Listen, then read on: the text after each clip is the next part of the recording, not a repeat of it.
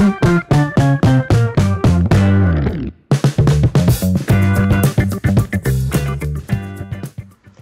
bonjour tout le monde, bienvenue dans cette Insta Question du mois de mars et merci encore une fois pour votre participation. Je rappelle le principe, en début de chaque mois, je lance une story sur Instagram, sur Facebook aussi, si vous me suivez aussi sur Facebook, dans laquelle je vous invite à me poser une question, j'en sélectionne 5 et j'y réponds en vidéo, donc c'est aujourd'hui que ça se passe. Alors, comme d'habitude, j'ai mon téléphone, j'ai mes petits screenshots et je vais choisir la première question. Donc, il y a 2 questions en rapport avec les médiums. Je vais les rassembler pour essayer de faire une réponse large. Donc, pourquoi les personnes médiums perçoivent-elles les défunts mais pas les entités interférentes? Merci. Et l'autre question, comment les interférences font-elles pour convaincre pendant des années des médiums de leur bienveillance sans trop se faire démasquer? Alors, on remet les choses dans le contexte. La médiumnité, donc accessible à tous. Bien évidemment, la plupart d'entre nous n'en avons pas du tout conscience. On n'a jamais fait l'effort non plus de le travailler. Mais c'est un canal qu'on a tous. Je parie que ça vous est tous arrivé un jour d'être dans un état léger, modifié de conscience, devant la télé. Vous êtes tranquille devant votre émission et vous vous retournez et vous avez l'impression... Il y avait un truc là, il y avait quelque chose. C'est pas une impression, il y avait très probablement quelque chose. Comme il y a quelque chose partout. Tous les lieux quelque part sont habités. Ça c'est une chose. Pourquoi est-ce que les médiums ne parlent jamais des interférences? Peut-être que certains en parlent, mais il faut rappeler aussi que dans le folklore populaire / religieux, en général, les interférences, ce sont des démons. S'il y a quelque chose qui vient entraver ta vie, c'est démoniaque, forcément. Alors que, bien évidemment que non, pas forcément. Nous, en session, on remarque différents types d'entités, du reptilien à l'insectoïde, au poulpoïde, l'humanoïde, bref, tout un lot sympathique d'interférences. Il faut rappeler aussi que chacun d'entre nous, nous avons tout un lot de filtres, tout un lot de programmes. On les a tous. Chacun a ses filtres et chacun va communiquer en fonction de ces filtres. La plupart des gens sur cette planète ne sont pas du tout au courant qu'il existe des entités interférentes. On va pas te l'apprendre à l'école, si tu veux. Et quand on parle d'entités interférentes, bien souvent dans le New Age, on va te dire que ce sont des guides et qu'ils sont sympas et qu'il vaut mieux écouter ce qu'ils disent. Donc comment tu veux qu'une médium, n'ayant pas nécessairement approfondi ses connaissances ésotériques, puisse te parler d'un reptilien, des entités qui peuvent se retrouver parfois dans la matière? Donc, non. En état modifié de conscience, comme on peut le voir en hypnose régressive ésotérique, on plonge profondément. On appelle cette onde-là l'onde θ. Quand tu es en état modifié de conscience profond, quelqu'un d'autre, un opérateur, te guide, te pose des questions, te donne des instructions. À ce moment-là, on peut faire la vérification. Ok, tu vois un défunt, tu vois un être, vérifie son ADN. Qu'est-ce que c'est? Tu peux avoir accès à sa carte d'identité.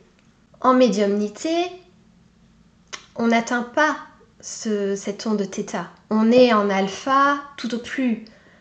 On se fait confiance, bien évidemment, et on peut savoir qu'effectivement, il y a quelque chose. Mais on ne peut pas vérifier ce que c'est. Donc, quand bien même tu pourrais dire « Ok, je ressens que c'est une entité parce que j'ai la connaissance du fait qu'il existe des entités de type reptilienne pour revenir là-dessus », tu peux pas être sûr de quoi que ce soit. Pour être sûr de quoi que ce soit, il faut être en état modifié de conscience profond et être guidé par quelqu'un d'autre. Parce que sinon, tu as toujours ton mental qui est là quelque part. Donc, même quand les médiums perçoivent des défunts, de façon claire, visible, elles ne peuvent pas assurer à qui que ce soit qu'il s'agit bel et bien d'un défunt. Ça peut être n'importe quoi. Ça peut être un défunt, effectivement, mais ça peut être une entité qui se fait passer pour n'importe quoi. L'illusion, c'est open bar. Donc si je reprends la question, comment l'interférence fait pour convaincre pendant des années des médiums de leur bienveillance sans trop se faire démasquer? Ben, c'est tellement facile. C'est tellement simple. L'interférence n'a qu'à entrer directement dans l'esprit de la personne en face de la médium, par exemple, un client, et savoir exactement ce qui lui est arrivé à l'âge de 6 ans, à l'âge de 25 ans. L'interférence peut entrer dans l'esprit de n'importe qui et donner des informations d'une précision incroyable. C'est facile pour l'interférence de faire ça. Donc, de pouvoir donner des petites choses sympas, ça permet au médium de se dire « Ah, c'est trop bien, je fais des choses trop bien, j'arrive grâce à mes guides, par exemple, à donner des informations d'une grande pertinence à mes clients, alors que dans ces informations d'une grande pertinence, il y a toujours une part de vérité. Et il y aura toujours une part de vérité. On n'attrape pas les mouches avec du vinaigre. Si l'entité ne disait que des choses fausses ou ne disait que des choses pas sympas, je pense qu'il y a plusieurs médiums qui se seraient révoltés, tu vois. J'espère avoir été claire dans ma réponse. Prochaine question. Alors, pourquoi, après une HRE, parfois, j'ai le sentiment de déjà-vu? Merci et merci pour tout. Le déjà-vu, c'est quelque chose qui est dû à l'accélération du temps. Donc, tout ce qui est dimension, les espaces-temps, se chevauchent du coup beaucoup plus rapidement. Et comme nos incarnations, on les vit pas qu'une fois, on est très nombreux à avoir été dans des boucles temporelles ou à l'être encore, pour ceux qui n'ont pas fait encore leur session. C'est quoi une boucle temporelle? C'est simplement le fait de revivre une même incarnation encore. Donc, ton incarnation, je ne sais pas comment tu t'appelles, c'est un pseudo du coup, donc je vais l'appeler Sarah. Donc, ton incarnation de Sarah, tu l'as peut-être fait, je sais pas, 28 fois. Admettons, on va partir de ce principe-là. Tu as fait ton incarnation de Sarah 28 fois. Donc, les mêmes choses se sont produites. En boucle. Donc forcément, c'est normal, on peut avoir des moments où on se souvient d'avoir vécu certains instants sur d'autres espaces-temps. Et je parle au passé pour plus de facilité, mais tout est ici et maintenant. Mais oui, ce sont simplement des souvenirs. Ah, j'ai déjà vécu ça, en fait. Donc, depuis ta session, Sarah, tu as changé de ligne de temps. Ta conscience a repris le contrôle des différentes parties subliminales. Donc, les espaces-temps, les lignes de temps sous interférence s'écrasent, dans le sens où tu vas de moins en moins les conscientiser. Elles disparaissent pas. Tu ne les conscientises plus au fur et à mesure du temps, des mois, des années. Donc le but, une fois que tu es, on va dire, débarrassé de l'interférence, c'est de ne pas reproduire encore les mêmes erreurs que tu as pu faire en boucle sur tes autres espaces-temps interférés. Donc en fait, c'est comme si à chaque déjà-vu, tu prenais conscience du changement par rapport aux autres espaces-temps dans lesquels tu vis la même scène, celle du déjà-vu. Donc plus tu en prends conscience de ça, et plus tu es en mesure finalement de changer les choses, de changer la probabilité, de ne pas faire la même erreur. Mais en fait, des déjà-vus, t'en vivais très probablement déjà avant ta session, mais peut-être que tu ne les conscientisais pas, peut-être que voilà, tu t'en rendais pas compte, mais il y a de grandes chances que t'en vivais avant. Mais tu sais, c'est un peu comme quand tu rencontres quelqu'un et que finalement tu as l'impression de connaître déjà. Tu te dis, mais waouh, mais je suis sûre, on se connaît dans d'autres vies. Bah oui, bah bien sûr que vous vous connaissez dans d'autres vies. Mais ça veut pas dire que ici et maintenant, tu dois absolument garder cette personne dans ta vie. C'est parce que tu la connais d'ailleurs que tu dois la garder absolument. Peut-être que cette fois-là, il te faut changer la probabilité. Ça m'est arrivé, en tout cas j'en ai pris conscience de cette chose-là l'année dernière, avec 2 personnes où je savais qu'ailleurs on faisait une activité ensemble. On fait. Ouais, je ne vais pas parler à chaque fois au présent, c'est perturbant. J'avais vraiment conscience que dans un ailleurs, on était ensemble, on travaillait ensemble, on faisait des choses ensemble.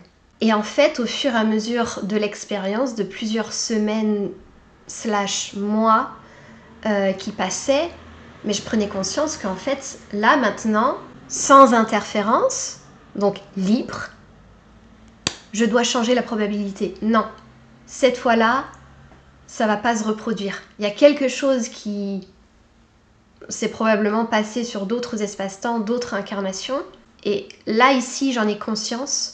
Ça ne doit pas se reproduire. Je vais changer la probabilité. Tout simplement. Donc Sarah, tu conscientises davantage de déjà-vu maintenant que tu es libre parce que quelque part, ça te permet de changer la donne. De te dire « Ah, mais oui, j'ai déjà vécu ce truc-là. Donc cette fois-là, je m'écoute. Qu'est-ce que je veux vraiment ? Comment est-ce que je veux vraiment que les choses se passent ? Qu'est-ce qui serait le plus aligné à moi ? À toi de voir. Donc, 3e question. Coucou Céline, j'entends et je lis des choses sur le double quantique. Je suis dubitative. Qu'en penses-tu ? Alors, je ne suis pas familiarisée avec le quantique. Je préfère parler en ésotérique. Si je suis ce que je comprends de cette notion de double quantique, il s'agirait d'une autre version de toi-même existant ailleurs, sur d'autres plans, d'autres réalités, et qui pourrait éventuellement te donner des informations te permettant de t'épanouir dans cette vie-ci, d'évoluer, qui pourrait t'aider en fait. Donc, ce que je comprends moi d'un point de vue ésotérique, il s'agirait tout simplement d'une autre partie subliminale. Nous sommes une infinité de parties subliminales, donc forcément il y a des autres parties de nous dans d'autres réalités, sur d'autres espaces-temps et de façon infinie. Donc, voilà ce que je pourrais en dire du double quantique. Il n'y en aurait pas qu'un du coup. Par contre, ce qu'on peut voir sur internet concernant le double quantique, c'est qu'il y a quand même beaucoup de vidéos, même d'articles, qui parlent du fait de contacter son double quantique afin d'avoir des réponses pour mieux vivre, etc. Là est pour moi la supercherie, parce que contacter son double quantique, what ? Tu ne peux pas contacter une autre partie de toi-même en ayant la certitude qu'il s'agit réellement d'une autre partie de toi-même. À partir du moment où tu parles à quelqu'un d'autre à l'extérieur de toi, même si tu mets l'intention de contacter vraiment toi et rien que toi, tu n'as aucune certitude de qui réceptionne tes appels. Tu peux pas en être sûr. Tu peux pas. Et puis là encore, c'est une forme de dissociation entre moi et une autre partie subliminale. Non, on est un tout.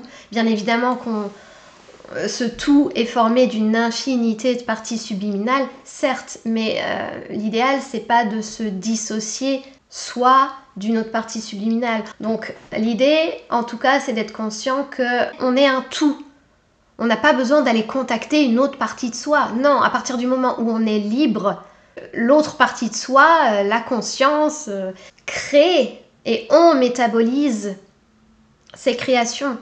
4e question, qu'est-ce qui différencie en quelques points une conscience libre d'une conscience sous contrôle quand tu vas à sa rencontre ? Déjà, une conscience libre n'est pas ravie de te voir. Hein ? Ça arrive quand même très très peu en session, mais ce qui arrive régulièrement, c'est qu'en fin de session, on a changé le point d'origine, on tombe donc sur une autre partie subliminale, et là, elle se demande qu'est-ce que tu fais chez elle. Est-ce qu'il y a quelque chose qui attire ton attention ? Oui, toi ? Qu'est-ce que tu fais là ? Elle est pas ravie de te voir et elle a hâte en fait que tu dégages et c'est un très très bon signe quand ça arrive. Donc c'est surtout ça en fait, elle va t'expédier, elle va répondre, alors ça dépend bien évidemment, chaque partie subliminale est différente, mais elle risque de répondre de façon à te faire comprendre que vite vite, il est temps que tu t'en ailles en fait. Pour avoir canalisé ce type de conscience, surtout donc en fin de session, je peux vous dire que c'est un peu inconfortable parce que l'opérateur a intérêt de comprendre le message plutôt rapidement, si tu veux. Et une conscience sous contrôle, elle est souvent dans une forme d'enfermement en fait. En fait, tous les cas de figure possibles et inimaginables s'offrent à nous en session, surtout quand la conscience est interférée. Et puis on pourrait bien évidemment aussi parler en termes de fréquence, et là tu le ressens d'autant plus quand tu es support, c'est que les fréquences sont pas du tout les mêmes. Et tu ressens la volonté de la conscience en fait quand elle est libre. C'est tellement beau à ressentir, c'est tellement puissant, ce pouvoir retrouvé en tant que support, en tout cas quand tu canalises une partie subliminale qui en début de session est sous contrôle et à la fin quand tu la vois créer, quand tu la vois dans ces trucs, les fréquences ne sont pas du tout les mêmes en fait. Donc l'ambiance peut être plutôt lourde avec une partie subliminale interférée. Quand je dis l'ambiance, je parle de l'ambiance hypnotique. Et j'en profite pour rappeler que nous, les opérateurs, les supports, quand on arrive en session, on arrive aussi comme une interférence. C'est pour ça que dans certaines situations, c'est bon d'y aller tranquillement, à tâtons. On n'est pas toujours les bienvenus. Oui, c'est la conscience qui décide de réaliser une session d'hypnose, mais c'est pas nécessairement la même partie subliminale que celle sur laquelle on va tomber. Donc, voilà, c'est tout. Alors, dernière question. Bon, je vais y aller avec ça. Qu'est-ce que c'est la différence entre une entité dite classique et un démon ? Une entité dite classique, tu peux avoir tout un lot d'ADN, comme je le disais tout à l'heure, humanoïde, reptilien, insectoïdes, poulpoïdes, pour ne citer que les plus répandus. Un démon, dans le fond, c'est comme un mix de plusieurs ADN avec toujours une base humaine. Tu retrouveras un bout d'ADN humain dans un démon. Donc c'est un mix de plein de trucs. Et si vous voulez vraiment en savoir plus, là je vous invite à faire la formation d'Aurore, surtout le niveau 2, parce qu'elle explique avec tout un tas de détails, de photos, de démonstrations, bref, à l'Aurore. Ce que je vous dis en 3 minutes, elle l'explique en long, en large, en travers pendant peut-être une bonne heure. Donc voilà. Mais retenez qu'il s'agit d'un ADN multiple avec une part humain, une part d'ADN humain mais déshumanisé, avec des fréquences les plus sombres, les plus difficiles, les plus horribles. Le vice, la douleur, toutes ces choses-là. Voilà, c'est tout pour aujourd'hui. Donc, merci encore à tous pour votre participation et puis à bientôt pour de nouvelles vidéos et de nouvelles sessions. Si vous voulez prendre rendez-vous avec moi pour une session, vous avez mon adresse mail en barre de description. Ciao!